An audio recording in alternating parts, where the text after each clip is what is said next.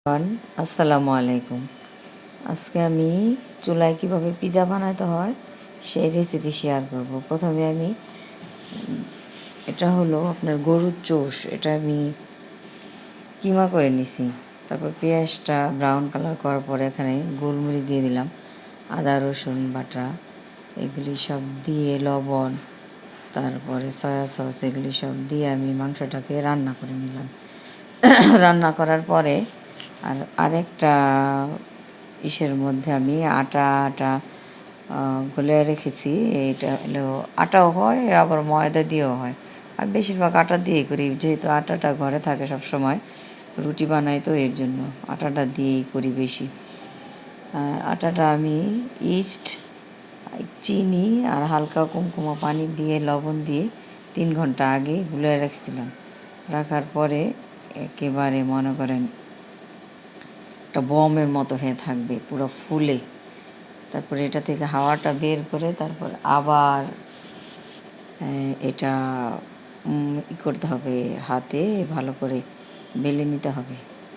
নিয়ে আর এই যে এক জায়গায় আমি ক্যাপসিকাম, পেঁয়াজ চাক করে কেটে রেখেছি, আর হলো মজারেলা চিজটা চালনির মতো আছে, ওটা দিয়ে ছেঁকে নিছি। তারপরে ওটা দিয়ে আমরাও করা যায়। তারপরে মাখার দিনে আম মেখে খাই। এই দেখেন, প্রথমে আমি রুটিটা বেলে নিলাম, তারপরে একে একে দিয়ে দিলাম হলো টমেটো সস, আর রুটিটা একটু কাঁটা চামচ দিয়ে একটু বিন করে নিতে ফুলে যাবে মধ্যে মধ্যে থেকে, হাওয়াটা বের করে নিতে হবে। আর পরে দিয়ে দিলাম হলো আপনার মজারেলা চিজটা, আর এরপর একে একে দিয়ে দিলাম মাংসগুলি সব সরাই দিলাম। উপরে দিয়ে দিলাম হলো ক্যাপসিকাম, পেঁয়াজ চাক করে কেটেছি, ওগুলি দেওয়ার পরে তারপরে আবার দিয়ে দিলাম মজারেলা চিজ দিয়ে। আগে প্রথমে একটা ফ্রাই প্যান তাওয়া দিলাম, তাওয়ার উপরে দিলাম আর একটা ফ্রাই প্যানটা বসাই দিলাম। সরাসরি দিলে পুড়ে যাবে, এর জন্য ওইটার উপরে বসাই দিছি। বসাই দিয়ে 10 মিনিট, প্রথমে 5 মিনিট 2-3 মিনিট হলো একটু জালটা বাড়াই দিতে হবে, তারপরে একটু কমিয়ে দিবেন। কমানোর পরে 10 মিনিটের মধ্যে আপনার পিজা হয়ে যাবে। আর আমার বাচ্চারা, বিশেষ করে মেয়েটা, বাইরের পিজাটা পছন্দ করে না, আমার হাতের পিজাটাই বেশি পছন্দ করে। সে পিজা হাটের পিজার চাইতেও সবসময় বলবো আমার মমের পিজা অনেক মজা, অনেক টেস্টি। আমি চুলাতেই বানাই, বেশিরভাগ চুলাতেই বানাই। চুলাতে বানালে মানে তাড়াতাড়ি হয়ে যাবে ওভেনের চাইতে। আর এই যে দেখেন আমি পিজা বানাইতেছি। আর একটা কথা হলো, কিছু কথা শেয়ার করব, মানে শেয়ার না করলে আপনারা বুঝবেন না মানুষ কত বড় খারাপ হয়। আত্মীয় স্বজন, আপনজন, এগুলি আপনজন বলতেও মানে ঘৃণা হয়।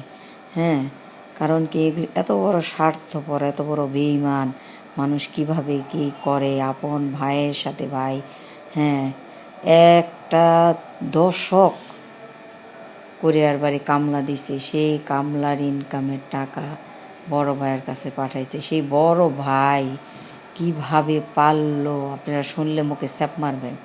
হ্যাঁ, সেই বড় ভাই ওর কাছ থেকে টাকা নিছে সব, 10টা টাকাও নিজের কাছে রাখে নাই। কখনোই যিনি এই সম্পত্তি বা অন্য কিছু চিন্তা ভাবনাই করে নাই। অথচ সেই বড় ভাই নিজের নামে তার ওর টাকার জিনিস নিজের নামে নিয়ে নিছে। হ্যাঁ, নিছে তো নিছে, আজকে 20 বছর হয়ে গেছে, দিচ্ছি করে দিতেছে না। আর এই নেওয়ার মধ্যে এর মধ্যে 1 নাম্বার হলো ওর বাবা। মানে আমার হাজব্যান্ডের বাবা সম্পূর্ণ দায়ী ওনার।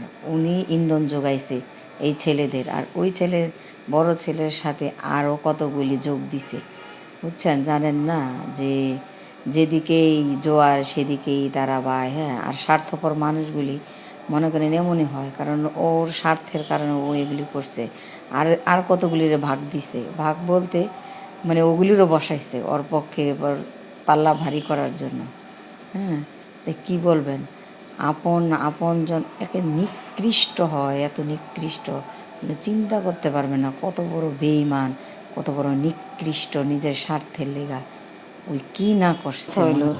তোর এত কেন লোভ, তোর অন্যেরটার প্রতি এত লোভ কেন? তুই নিজেরটা নিয়েই তুই শান্তি থাক, ভালো থাক। হ্যাঁ, অন্যকে কেন তুই এত কষ্ট দিতেছস? হ্যাঁ, এত লোভ কেন? তুই এই চিন্তা করতে পারবেন না কত বড় বেহাইয়া বেশরম, আবার কইয়া বেড়ায় যে সব চাবিকাঠি আমার হাতে।